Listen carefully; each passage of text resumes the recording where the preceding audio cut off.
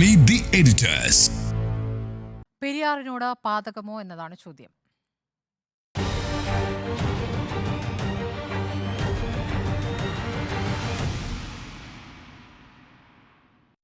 ഗിരീഷ് കുമാർ, ഇപ്പോൾ പെരിയാറുമായി ബന്ധപ്പെട്ട് ആ മേഖലയുമായി ബന്ധപ്പെട്ട് കാലങ്ങളായി കേൾക്കുന്ന പരാതിയാണ്. അവിടുത്തെ വായു മലിനമാക്കുന്നു, വെള്ളം മലിനമാക്കുന്നു. ഇന്നിപ്പോൾ ചത്ത മത്സ്യങ്ങൾ അല്ലെങ്കിൽ ഈ പെരിയാറിൽ ചത്തുപൊങ്ങിയ മത്സ്യങ്ങളെ കൂട്ടത്തോടെ എടുത്തുകൊണ്ടുവന്ന് എന്താ പറയുക, മലിനീകരണ നിയന്ത്രണ ബോർഡിൻ്റെ ഓഫീസിലേക്ക് എറിഞ്ഞുകൊണ്ടുള്ള പ്രതിഷേധമാണെന്ന് കേരളം കണ്ടത്. എന്താണ് യഥാർത്ഥത്തിൽ സംഭവിക്കുന്നതാണ് ഒരു മനസ്സിലാക്കൽ? ഇതിനകത്ത് നേരത്തെ തന്നെ നാഷണൽ ഗ്രീൻ ട്രിബ്യൂണലും സുപ്രീം കോടതിയും വരെ ഇടപെട്ടിട്ടുള്ള വിഷയമാണ്. ഈ വ്യവസായശാലകളൊക്കെ സമയബന്ധിതമായി അവരുടെ മാലിന്യ നിർമ്മാർജ്ജനം നടത്തണം എന്നും. നോക്കൂ, ഇത് നമ്മളൊക്കെ ചെറിയ ക്ലാസ്സിൽ പാഠപുസ്തകങ്ങളിൽ പറഞ്ഞു, ഈ വ്യവസായശാലകൾ ഉണ്ടാകണമെങ്കിൽ അത് പുഴയുടെ തീരത്തായിരിക്കും എന്നുള്ളതാണ്, നദികളുടെ തീരത്ത് അല്ലെങ്കിൽ കടലിൻ്റെ ഒക്കെ അരികിലായിരിക്കും എന്നുള്ളതാണ്. ആ കാലഘട്ടം മാറി. ഇന്ന് പുഴ എന്ന് പറയുന്നത് നമ്മുടെ കിണർ പോലെ തന്നെ നമ്മൾ ജലസ്രോതസ്സിനായി ഉപയോഗിക്കുന്ന ഇടമാണ്. അതുകൊണ്ട് തന്നെ ആ നിലയിൽ ഈ പറയുന്ന പെരിയാറിൽ പുഴയിലേക്ക് മലിനജലം ഒഴുകിക്കളയുക അല്ലെങ്കിൽ ജലം ഒഴുക്കിക്കളയുക എന്ന് പറയുന്നത് നീതീകരിക്കാൻ കഴിയാത്ത കാര്യമാണ്. പല ഘട്ടങ്ങളിലും കോടതിയോ അല്ലെങ്കിൽ ട്രിബ്യൂണലുകളോ ഇടപെട്ടിട്ട് പോലും പെരിയാറിൻ്റെ കാര്യത്തിനകത്ത് യാതൊരു മാറ്റവും ഉണ്ടാകുന്നില്ല എന്നുള്ളത് വളരെ ദുഃഖകരമായിട്ടുള്ള കാര്യമാണ്. പിന്നെ നമ്മളൊക്കെ തന്നെയും ഈ മത്സ്യമാണ് വാങ്ങി കഴിക്കുന്നത്. നമ്മുടെയൊക്കെ ശരീരത്തിനകത്ത് ഒരു വിഷത്തിൻ്റെ അളവ് എത്രയാണ് എന്ന് പരിശോധിച്ചാൽ ചിലപ്പോൾ നമ്മൾ തന്നെ ഞെട്ടിപ്പോകുന്നുണ്ടാവും. കാരണം ഞാൻ ഈ വരാപ്പുഴ പോയി മീൻ വാങ്ങുന്ന ആളാണ്, വരാപ്പുഴയിലെ മത്സ്യം കഴിക്കുന്ന ആളാണ്. അപ്പോൾ ഇത് ഒരു നിശ്ചിത അളവിൻ്റെ മുകളിൽ വിഷാംശം കൂടിയതുകൊണ്ടാണ് ഈ മീൻ ചാവുന്നത്. ഇനി നിശ്ചിത അളവിൽ ഇല്ല എന്ന് വിചാരിക്കുക, ആ മീനൊക്കെ തന്നെയാണ് നമ്മുടെ കയ്യിലേക്ക് എത്തുന്നത്. പിന്നെ ഇതിനകത്ത് ഈ പെരിയാറിൻ്റെ കരകളിലായാൽ തന്നെയും ഈ നമ്മുടെ അതിൽ കടലിലായാലും അതുപോലെ തന്നെ ശുദ്ധജല ഉപ്പുവെള്ളത്തിലായാലും ഇവിടെയൊക്കെ വളർത്താവുന്ന മത്സ്യങ്ങളുണ്ട്. ആ മത്സ്യങ്ങൾ ഒരു കൃഷിയായി മാറിക്കഴിഞ്ഞിരിക്കുന്നു. ഈ കൂട് കൃഷി എന്ന് പറയുന്നത് വളരെ സാർവത്രികമായി മാറിക്കഴിഞ്ഞിട്ടുണ്ട്, പ്രത്യേകിച്ച് പെരിയാറുണ്ട്. ആ കൂട് കൃഷിയിലേക്ക് പോലും ഇത്തരം ദ്രാവകങ്ങൾ എത്തുന്നു എന്നുള്ളതാണ് ഇത്രയും വലിയ ആഘാതം, സാമ്പത്തികമായ ആഘാതം ഉണ്ടായിട്ടുള്ളത്. ഇപ്പോൾ 5 കോടി രൂപ എന്ന് പറയുന്നു, നമ്മളൊക്കെ പ്രാഥമികമായ കണക്കാണ് 5 കോടി രൂപ. 5 കോടി രൂപ എന്ന് പറയുമ്പോൾ ഒരാൾക്കൊരു 10 ലക്ഷം രൂപ വെച്ച് നഷ്ടം വന്നു കഴിഞ്ഞ് കഴിഞ്ഞാൽ ആ കുടുംബത്തിൻ്റെ അവസ്ഥ എന്താണ്, അവരുടെ സാമ്പത്തിക സ്ഥിതി എന്താണ്? അപ്പോൾ ഇക്കാര്യത്തിൽ നമുക്ക് എല്ലാ ഫാക്ടറികളും ഒന്നിച്ച് അടച്ചുപൂട്ടിക്കളയാം എന്നൊന്നും നടക്കാൻ പോകുന്ന കാര്യമല്ല. അപ്പോൾ ഇത് ഓരോ ഘട്ടമായി ഈ പറയുന്ന ഫാക്ടറികൾക്ക് മാലിന്യ നിർമ്മാർജ്ജനത്തിന് ആവശ്യമായിട്ടുള്ള സംവിധാനങ്ങൾ ഒരുക്കി കൊടുക്കുന്നതിന് സർക്കാരുകൾ പോലും, കാരണം ഈ പറയുന്ന ഫാക്ടറികളിൽ ജോലി ചെയ്തിട്ടാണ് കൊച്ചി യഥാർത്ഥത്തിൽ മുന്നോട്ട് പോകുന്നത്. ഒരു വ്യവസായ നഗരമാണ്, നമ്മുടെ ആകെയുള്ള ഒരു വ്യവസായ നഗരമാണ് കൊച്ചി എന്ന് പറയുന്നത്. അപ്പോൾ ഈ പറയുന്ന വ്യവസായങ്ങൾ ഇവിടെ ഉണ്ടാകണം. അവയ്ക്ക് ഈ പറയുന്ന നദികളെ ആശ്രയിക്കാതെ അവരുടെ മാലിന്യ നിർമ്മാർജ്ജനം സാധ്യമാക്കണം. അതിനുള്ള സംവിധാനങ്ങൾ അവർക്ക് ഒരുക്കുന്നതിന് വേണ്ടി സർക്കാർ കൂടി സഹായം നൽകണം. അതിൻ്റെ അടിസ്ഥാനത്തിൽ മാത്രമേ നമുക്ക് പെരിയാറിനെ രക്ഷിക്കാനാകൂ എന്നുള്ളതാണ്. രണ്ടാമത്തെ പ്രധാനപ്പെട്ട കാര്യം എന്ന് പറഞ്ഞാൽ, എപ്പോഴും നമ്മൾ ഈ ജലവൈദ്യുത പദ്ധതികൾ വരുമ്പോൾ ചാടിക്കറി അതിനെ എതിർക്കും എന്നുള്ളതാണ്. ഈ ജലവൈദ്യുത പദ്ധതികളുടെ ഒരു ഗുണം എന്ന് വെച്ച് കഴിഞ്ഞാൽ അണകെട്ടി ക്രമീകരിച്ച് ജലം പുറത്തേക്ക് കളയാം എന്നുള്ളതാണ്. ഇവിടെ പെരിയാറിൻ്റെ നിങ്ങൾക്കറിയാമല്ലോ അല്ലേ, എടയാർ മുതൽ അങ്ങോട്ടേക്ക് ആലുവ വരെയുള്ള ഭാഗങ്ങളിലാണ് പ്രധാനമായും വ്യവസായശാലകളുള്ളത്. ഈ വ്യവസായശാലകൾ ഉള്ള മേഖലകൾ ഏതായാലും വ്യവസായശാലകളിൽ നിന്നുള്ള മാലിന്യജലം ഒഴുകും, വിഷജലം ഒഴുകും എന്നുള്ള കണക്കിലെടുത്താൽ തന്നെയും അതിനപ്പുറത്തുള്ള ഭാഗത്ത് നമുക്ക് അണകെട്ടിയിട്ടോ അല്ലെങ്കിൽ ഈ തരത്തിൽ ജലവൈദ്യുത പദ്ധതികൾക്ക് വേണ്ടി ഉപയോഗപ്പെടുത്തിയിട്ടോ ഇതിനെ തട്ടുകെട്ടുകളായി തിരിക്കാൻ കഴിയുമെങ്കിൽ അതുകൂടി ആലോചിക്കേണ്ട കാര്യമാണ്. ഏതായാലും ഇപ്പോൾ പെരിയാർ എന്ന് പറയുന്ന ഒരൊറ്റ കാര്യത്തിലേക്ക് നമ്മളേക്ക് എത്തുകയാണെങ്കിൽ ഇവിടെ നിന്ന് നമ്മൾ ഒഴുക്കുന്ന മലിനജലം അല്ലെങ്കിൽ ഈ പറയുന്ന വിഷജലം അങ്ങ് ഇടുക്കി ഡാം വരെ ഏതൊക്കെയോ തരത്തിൽ കലരുന്നുണ്ട്. ആ ഏതൊക്കെയോ തരത്തിൽ കലരുന്ന മത്സ്യത്തിലൂടെയാണ് നമ്മളുടെയൊക്കെ ശരീരത്തിലേക്ക് ഇത് എത്തുന്നത്. ഇത് ചാവുമ്പോൾ മാത്രമല്ല, മത്സ്യം ചാവുമ്പോൾ മാത്രമല്ല ഇത് ചർച്ച ചെയ്യേണ്ടത്, ഒഴുക്കുന്ന വിഷത്തിൻ്റെ അംശം അത് ഏത് കമ്പനിയിൽ നിന്നാണെന്നുള്ളതാണ്. ഈ പറയുന്ന ഒരു കമ്പനിക്കും അതിനകത്തേക്ക് വിഷജലം ഒഴുക്കാൻ നിയമപരമായ അധികാരം ഇല്ല കേട്ടോ. പക്ഷെ അത് നിയമം ലംഘിച്ചുകൊണ്ട് അത് ചെയ്യുന്നു എന്നുള്ളതാണ്. ആ നിയമം ലംഘിച്ചുകൊണ്ട് ചെയ്യുന്ന കമ്പനികളെ നിയമത്തിൻ്റെ മുന്നിലേക്ക് കൊണ്ടുവരിക.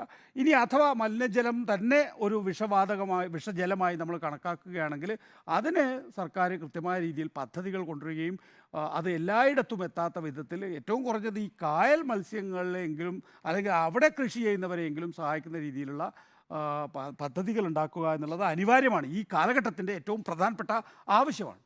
ശരി, ഒരു ഇടവേള കൂടിയുണ്ട്, അത് കഴിഞ്ഞ് മടങ്ങിയത്. പാതകമോ എന്ന ചോദ്യത്തിന് പാതകമാണ്, ഇപ്പോഴല്ല വർഷങ്ങളായി തുടരുന്ന പാതകം എന്നുള്ളതാണ് എൻ്റെ ഉത്തരം.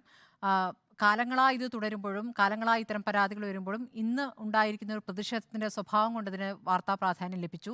വലിയ രീതിയിലുള്ള പ്രതിഷേധമായിരുന്നു. വലിയ തോതിൽ തന്നെ മത്സ്യ കർഷകർ പ്രതിഷേധിക്കുന്നു. കാരണം അവർക്ക് കോടിക്കണക്കിന് രൂപയുടെ നഷ്ടമുണ്ടായിട്ടുണ്ട്. ആ രൂപത്തിലേക്ക് അത് വന്നതുകൊണ്ടാണ് ഈ തരത്തിൽ വാർത്താ പ്രാധാന്യം നേടിയിട്ടുള്ളത്. കഴിഞ്ഞ ജൂണിലും ഇതേപോലെ തന്നെ പെരിയാറിലേക്ക് ഒരു ഫാക്ടറിയിൽ നിന്ന് വെള്ളമൊഴുക്കുന്നു, മത്സ്യങ്ങൾ ചത്തൊടുങ്ങുന്നു. ഈ രൂപത്തിൽ കൂട്ടത്തോടെ ഉണ്ടായിട്ടുണ്ടാവില്ല, മത്സ്യങ്ങൾ ചത്തൊടുങ്ങി. അന്നും പരിശോധന നടത്തുന്നു. ഇപ്പോഴും അത് വെള്ളം പരിശോധനയ്ക്ക് അയക്കുന്നു. രാസമാലിന്യമുണ്ടോ എന്ന പരിശോധന നടത്താൻ പോകുന്നു. ഈ പരിശോധന നടത്തിയിട്ട് കുഴപ്പം കണ്ടെത്തിയ ഏതെങ്കിലും ഒരു ഫാക്ടറിക്കെതിരെ നടപടിയെടുത്തതായി ഇതുവരെ ചരിത്രമില്ല. അവിടെ 70ഓളം ഫാക്ടറികൾ അതിന് ചുറ്റുമുണ്ട്. അപ്പോൾ ഫാക്ടറികളെല്ലാം തന്നെ ഈ രാസമാലിന്യം സംസ്കരിക്കാനുള്ള സംവിധാനമില്ല. ഇത് ഒരു പൈപ്പ് വഴി പൂർണ്ണമായും പെരിയാറിലേക്ക് ഒഴുക്കിക്കളയുന്ന രീതിയാണ് തുടരുന്നത്. ഇപ്പോൾ ഒരു കമ്പനിക്കെതിരെ അലയൻസ് മറൈൻ എന്ന കമ്പനിയാണ് ചെയ്തത് എന്നൊരു വാദം ഉയർന്നിട്ടുണ്ട്. അതിന്മേലുള്ള പരിശോധനയും നടക്കുന്നുണ്ട്. ആ പരിശോധനയുടെ റിപ്പോർട്ടിന് ശേഷം നടപടി ഉണ്ടാകുമോ? അങ്ങനെ നടപടി ഉണ്ടാകുമെങ്കിൽ നമുക്ക് ഉറപ്പിക്കാം.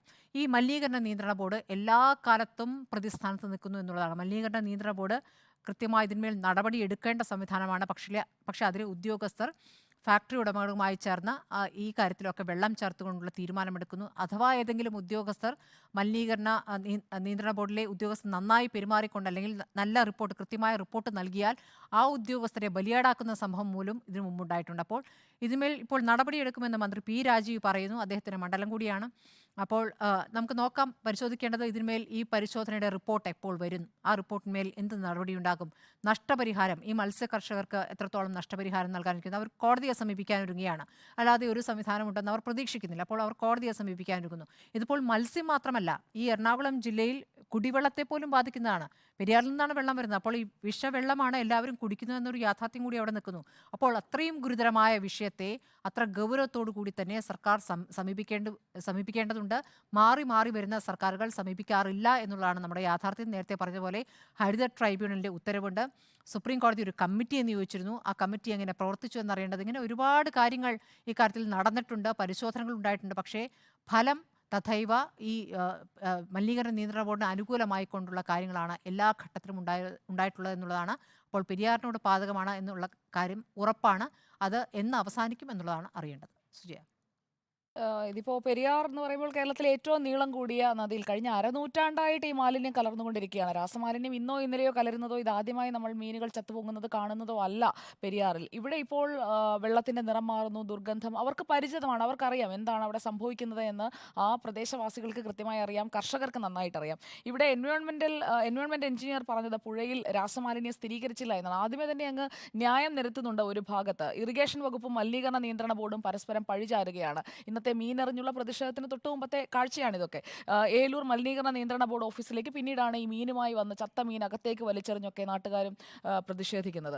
ഈ അലയൻസ് മറൈൻ എന്ന് പറയുന്ന ഒറ്റ കമ്പനി മാത്രമാണ് ഇപ്പോൾ പ്രതിസ്ഥാനത്ത് നിൽക്കുന്നത്. അല്ലെങ്കിൽ ആ ഒരു കമ്പനിയെക്കുറിച്ചാണ് കൂടുതലായും നാട്ടുകാരായാലും ഉദ്യോഗസ്ഥരായാലും പറഞ്ഞുകൊണ്ടിരിക്കുന്നത്. കോഴി വേസ്റ്റ് പ്രോസസ്സ് ചെയ്യുന്ന ഒരു കമ്പനിയാണെന്നാണ് ഞാൻ മനസ്സിലാക്കുന്നത് അലയൻസ് മറൈൻ എന്ന് പറയുന്നത്.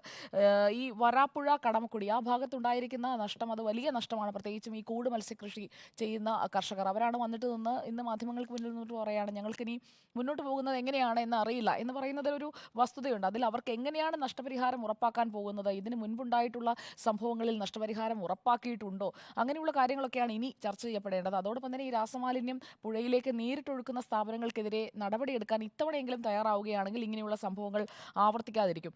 ഇവിടെ ഈ വെള്ളത്തിലെ ഓക്സിജന്റെ അളവ് അത് വലിയ രീതിയിൽ കുറഞ്ഞതാണ്. പെട്ടെന്ന് ഈ മീനുകൾ താഴെ നിന്ന് പെട്ടെന്ന് ചത്തുപൊങ്ങി മുകളിലേക്ക് വരികയായിരുന്നു. ആദ്യമൊക്കെ ആളുകൾ ഈ മീനിനെ പിടിക്കുന്നു, മീൻ പിടിച്ച് കൊണ്ടുപോകാൻ ശ്രമിക്കുന്നു, പിന്നീടാണ് ഇത് കഴിക്കരുത് എന്നൊക്കെ പറഞ്ഞ് അവർ തന്നെ അവർക്കിടയിൽ ബോധവൽക്കരണം നടത്തി. അല്ലാതെ ജനപ്രതിനിധികളോ അല്ലെങ്കിൽ ബന്ധപ്പെട്ട അധികൃതരോ വന്നിട്ടല്ല ഈ ബോധവൽക്കരണം നടത്തിയത്. ഇപ്പോൾ കേരള ഫിഷറീസ് സർവകലാശാല സാമ്പിൾ പരിശോധിച്ചു. ആ സാമ്പിൾ പരിശോധനയിൽ നിന്ന് ഈ ഓക്സിജന്റെ അളവ് കുറഞ്ഞതും രാസമാലിന്യം കലർന്നിട്ടുണ്ട് എന്നുള്ളതും ഒക്കെ ഒരു പ്രൈമറി റിപ്പോർട്ട് വന്നു കഴിഞ്ഞിട്ടുമുണ്ട്.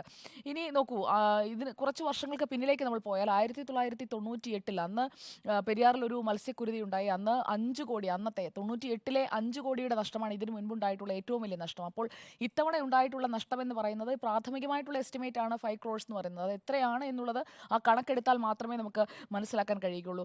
ഈ വർഷം ഇതുവരെ 9 തവണയാണ് ഇതുപോലെ മീനുകൾ ചത്തുപൊങ്ങിയത്. കഴിഞ്ഞ വർഷം 15 തവണ. അങ്ങനെ ഓരോ വർഷത്തെയും ബാക്ക്ലോഗ് കൂടി നമ്മൾ പരിശോധിക്കണം. അത്രയും നഷ്ടമുണ്ടായ ആളുകൾ അവിടെ നിൽക്കുന്നുണ്ട്. അവർക്ക് ഏത് രീതിയിലാണ് ഈ പെരിയാറിൽ അല്ലെങ്കിൽ അതിൻ്റെ കൈവഴികളിൽ മത്സ്യം കൃഷി ചെയ്തിരുന്ന ആളുകൾക്ക്, അതുപോലെ തന്നെ ഈ സമീപത്തെ പുഴകളിലൊക്കെയാണ് ഈ കൂട് മത്സ്യകൃഷി ചെയ്തിരുന്നത്. അപ്പോൾ അവിടെയൊക്കെ ഉണ്ടായ നാശത്തിന് എത്രത്തോളം നഷ്ടം നികത്താൻ തയ്യാറാകും എന്നുള്ളതാണ്. പ്രത്യേകിച്ചും ചേരാനെല്ലൂർ, കടമക്കുടി, വരാപ്പുഴ, മുളവുകാട് ഈ പ്രദേശങ്ങളിൽ നിന്നുള്ളവരാണ് പ്രധാനമായും തങ്ങളുടെ നഷ്ടത്തെക്കുറിച്ച് പറഞ്ഞുകൊണ്ട് വന്നിരിക്കുന്നത്. ഇതിൽ മറ്റൊരു കാര്യം കൂടി പറഞ്ഞ് ഞാൻ അവസാനിപ്പിക്കാം. ഇത് ശരിക്കും പറഞ്ഞു കഴിഞ്ഞാൽ പെരിയാറിൽ ഈ ഏറ്റവും കൂടുതൽ ആളുകൾ ശ്രദ്ധിക്കാൻ കാരണമായത് അവിടേക്ക് ഈ പരുന്തുകളെല്ലാം കൂടി അങ്ങ് പറന്നു വന്നു. ഇന്നലെ പരുന്തുകൾ, കാക്കയും എല്ലാം കൂടി പറന്നു വന്നിട്ട് ഈ കൊത്തിയെടുത്ത് പറക്കുകയാണ്. ആദ്യം ആരുടെയും ശ്രദ്ധയിൽപ്പെട്ടില്ല.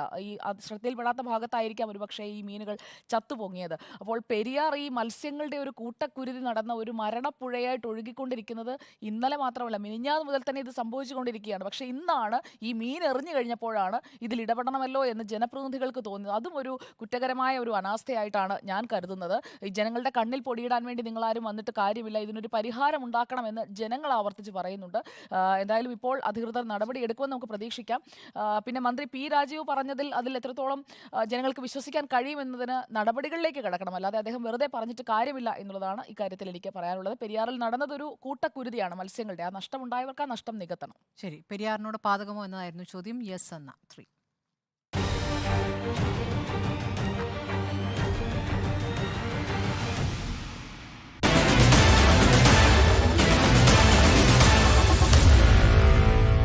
Meet the editors.